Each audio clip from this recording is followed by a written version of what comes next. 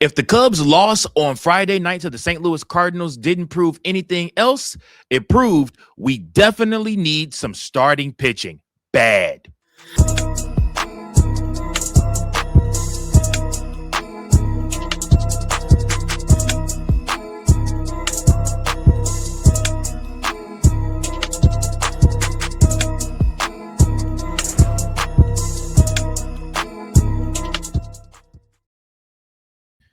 Welcome in, everybody, to another episode of Chicago Cubs Central, your number one spot for all things Chicago Cubs. I'm your host, Mike Jones. Appreciate each and every last one of you guys for tuning in. Thank you so much. Make sure that you like, share, and subscribe so that you never miss any of the content we have right here on the network, guys. I'm constantly dropping episodes, constantly giving you guys the behind the scenes, as well as the rumors that I hear, see, as well as the things I think the Chicago Cubs ought to do also. And I want to hear from you. Comment below your thoughts on today's topics. So listen, first and foremost, make no mistake about it. The Chicago Cubs lost a game that was very winnable to the St. Louis Cardinals. The St. Louis Cardinals that are on a heater. They have been playing above their pay grade and what they should be right now. The young stars, especially Jordan Walker, have come alive for the St. Louis Cardinals, and they are getting production. But to be quite frank with you, the Chicago Cubs lost this game more than the Cardinals won this game. And what I mean by that is the Chicago Cubs starting pitching is abysmal right now. I mean, not only do we have injuries, but then we turn around and we also have just the guys that we have right now are just giving up way too many home runs. Jameson Taillon is giving up too many home runs. Shota Imanaga is giving up way too many home runs. Colin Ray here and there. He pitched a gem of a game against the Pirates to close out that series. Very impressed by him. He showed you something that he still has left in the tank for the Chicago Cubs. Edward Cabrera, to be honest with you, is giving up way too many home runs this season. We haven't seen Matthew Boyd in months, so we don't know what we're going to get from him, and we still don't know what we're going to get from Jameson Taillon. Right now, as we sit, the best starting pitcher for the Chicago Cubs is none other than Ben Brown, who is on the mound Saturday for the Chicago Cubs against the St. Louis Cardinals on primetime on Fox. So we'll see what happens. But however, the Chicago Cubs, if they have even an ounce of desire to win this division, they are going to have to shore up their starting pitching. Now, a lot of us thought that, man, we need to go do bullpen, right? No, the Chicago Cubs got to shore up that starting pitching. And it's become ever so more clear and evident. Obviously, Phil Maton is not who we thought he was going to be. He's not who the pitcher he was in Texas. He is getting better, but he's still giving up runs. He gave up another run, an insurance run to the St. Louis Cardinals late in the game on Friday. Just really not impressed with what he's brought to the table so far, from being quite honest with you guys. But like I said, I mean, I believe the Chicago Cubs believe in him, and that's why Craig Counsell keeps trotting him out there every 2 games or so. I haven't seen freaking our closer Danny P in forever. I feel like I haven't seen Danny Palencia in like ages, man. He's just sitting there in the bullpen just chilling. So but my thought process goes to, what do the Chicago Cubs need? And that's what led to this episode. A big splash is what the Chicago Cubs need. Now, I've already talked about the Tyreek Skubal thing. I've talked about what John Heyman had to say. I've talked about the fact that the Cubs and Detroit Tigers vice president have a good relationship. Jed can probably get that deal done quicker than anybody else if he so chooses to. But here's my thought. The Chicago Cubs also can make a splash in another way. And the thought process behind this splash is more related to getting good starting pitching and maybe a elite hitter to replace what you miss from Kyle Tucker. And my thought process is sending us back to the well once again to deal with Houston, but I'll cover that towards the end. First and foremost, what I want to talk about is none other than Michael Wacha. Now, I scoured all over, looking at each and every team, looking at who's been decent for these teams and who could be tradable assets on teams that are just plain bad right now. And if you're looking at a potential trade target for Michael Wacha, he's actually having one of the better seasons of his career at age 34.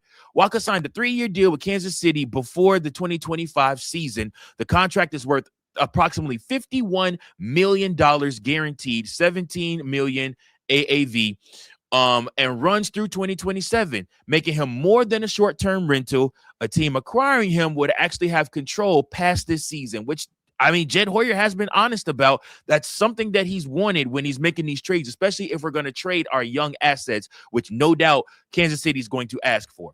So Michael Wacha's record, he's 4-2 on the season. He has a 2.69 ERA. He's pitched 70 and a third innings, 60 strikeouts, and a whip of 1.02. He's also produced an ERA plus of 152, meaning he's been roughly 52% better than league average on run prevention this season. What do the Chicago Cubs have an issue with? The home run ball. Point blank, period. So what makes Michael Wacha so good, and what makes him somebody that I'm targeting and thinking the Chicago Cubs should honestly take a hard, long look at? Well, Wacha isn't succeeding because he throws a 98 mile per hour fastball. No, he's succeeding because he knows exactly how to pitch. His game revolves around an elite changeup, command of the strike zone, pitching sequencing, keeping hitters off balance, and limiting hard contact. What does Jameson Taillon, Edward Cabrera, and Shota Imanaga all struggle with? Command of the strike zone, pitch sequencing, keeping hitters off balance, and limiting hard contact. All of those things. So Royals manager Matt Quattro and Wacha himself have repeatedly credited his command and game planning for his success. So his typical pitch mix looks like this. He has a four-seam fastball that he uses between 30 and 35% of the time. He has a changeup that it rates around 83 to 85 miles per hour. He uses that between 25 to 30% of the time. Then he brings in that cutter, which is 88 to 90 miles per hour. That's 20% of the time. Then he has a sinker and he has a curveball. So he has a 5-pitch mix. The changeup, though, is his money pitch. Hitters have struggled against it for years because it tunnels exceptionally well off of his fastball. So when hitters see Wacha's fastball leave his hand, the changeup initially looks identical. But by the time they recognize the difference, the pitch has lost roughly 10 miles per hour and is fading away from the barrel. So this is why he constantly generates weak contact, ground balls, swing and miss strikeouts, and poor batting averages against left-handed hitters. So is Michael Wacha somebody that would fit the Chicago Cubs? Absolutely. For a team like the Chicago Cubs that needs reliable innings, Wacha checks a lot of the boxes, y'all. He's proven playoff experience, durable veteran starter, under contract beyond 2026, doesn't rely on overpowering velocity, consistently works deep into games, and will stabilize the middle of the rotation. So you literally take Michael Wacha, what you're getting from him right now, and you replace that, and you remove a Shota Imanaga or in some type of form or fashion, maybe through a trade or something like that. Then you look at this and you say to yourself, guys, I mean, listen, this isn't bad at all. He stabilized the middle of your rotation. He's somebody that you can depend on, and he's having one of his best seasons to date. So the downside of this is that Kansas City would likely ask for a meaningful prospect package because Wacha isn't a rental and is pitching at an all-star level right now. A deal will probably cost more than many fans expect. For a Cubs, for this one, like I said, an interesting thought process for us Cubs fans is just to think about Wacha versus other potential Cubs targets that are out there, such as Trick Skubal, Sandy Alcántara, or Freddie Peralta. For me, guys, like I said, Michael Wacha fits very well with the Chicago Cubs and what they're used to and what they're trying to do. And he can use that middle infield of Dansby Swanson and Nico Horner very, very well and garner a lot of outs through that. So Michael Wacha is definitely somebody that if I'm Jed Hoyer, I'm looking at. Now, again, I have no bearings on this. I have not heard anything about the Chicago Cubs considering Michael Wacha, but I know the Chicago Cubs need pitching, which if they need pitching, what's something else that they could get? Well, they could get somebody like Bailey Ober. Now, again, these aren't names that you're hearing out everywhere just yet, but these are trade bait names. These are teams that have only won 22 games or less that I'm looking at. So I'm looking at the Minnesota Twins, who just dropped a game Friday night to the White Sox, if I'm not mistaken, on a walk-off. And I'm looking at somebody like Bailey Ober, who is one of the more interesting trade targets if the Cubs want a controllable mid-rotation starter rather than paying for ace-level prospect prices. So Bailey Ober is 30 years old. He throws right-handed. Dude is 6'9". He plays for the Twins right now, one of the tallest pitchers in baseball, known for elite command and deception rather than overpowering velocity. You see the trend I'm going with here? We tried the velocity thing with Eric Cabrera, and we're struggling right now. We also have Danny P, who has velocity, who has a lot of velocity, can hit 100 on the gun, but also struggles with what? Command of the strike zone. Ober is still in his arbitration years and remains under team control through 2028. That's another thing that I'm looking at here. Jed Hoyer said, I want long-term if I'm making trades. If I'm going to trade these prospects, then I need long-term pitching. So that makes him especially valuable because acquiring teams would get multiple years of control rather than just a rental. And as a result, Minnesota would likely want a significant prospect package. So what is his numbers right now? We're looking at a record of 6-2, an ERA of 3.92. He has pitched 62 innings. He has 43 strikeouts, and he has a 1.110 whip. So those numbers show a pitcher who may not rack up huge strikeout totals, but consistently limits base runners and keeps his team in the game. So think a taller, slightly better version of Colin Ray with a better record is what you're getting with him. So Ober's arsenal typically includes a four-seam fastball that hits anywhere between 91 to 93 on the gun. He has a slider that's 82, between 82 85, and then he has a changeup, and then he has a curveball. So unlike many modern starters, he doesn't rely on premium velocity. So then why is he super successful? Well, he's successful because he has elite extension. Dude is 6'9". So he releases the ball closer to home plate than most pitchers. A 92-mile-per-hour fastball can play more like a 95-mile-per-hour because his hitters have less time to react. He has outstanding command of the strike zone. Throughout his career, he's maintained excellent walk rates and consistently works ahead in counts. His career whip is just 1.12. So he also has deception on his side. Hitters often describe his delivery as uncontrollable because the ball often appears from a different angle. Combined with his extension, his pitches play up despite average velocity. And then also, what's the main important thing with him? Limits free passes. Guys, the Chicago Cubs struggle when starting pitching with walking guys. Shohei Ohtani struggled Friday night with walking guys. We've seen the same from Jameson Taillon. We've seen the same from Eric Cabrera. We've honestly seen the same from Matthew Boyd, too, when he was pitching. So, again, if you get guys that can limit walks, it puts the Chicago Cubs in a lot less of a pickle if, let's say, you do give up a home run. In the Friday game, Shohei Ohtani hit a batter, walked a batter, gave up a home run to the next guy. So, like I said, it was one of those things where, like I said, he works efficiently into games, and he's somebody that the Chicago Cubs should take a look at, kick the tires on, see what Minnesota would ask for. So he's under control through 2028. He's a durable starter. He has excellent command, lower acquisition costs than an ace like Tarik Skubal, and fits the Cubs' preference for strike throwers. Again, he's not a true number one. His strikeout numbers are average, and he can be homer prone when his fastball command slips. But again, like I said, he is somebody that the Chicago Cubs should absolutely take a look at because of his numbers this season.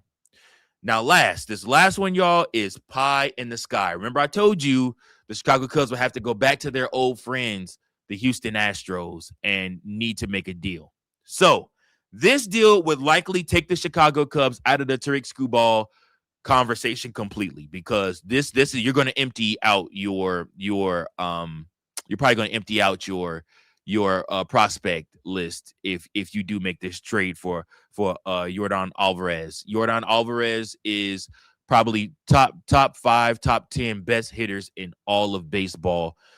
He's a middle of the order left-handed bat.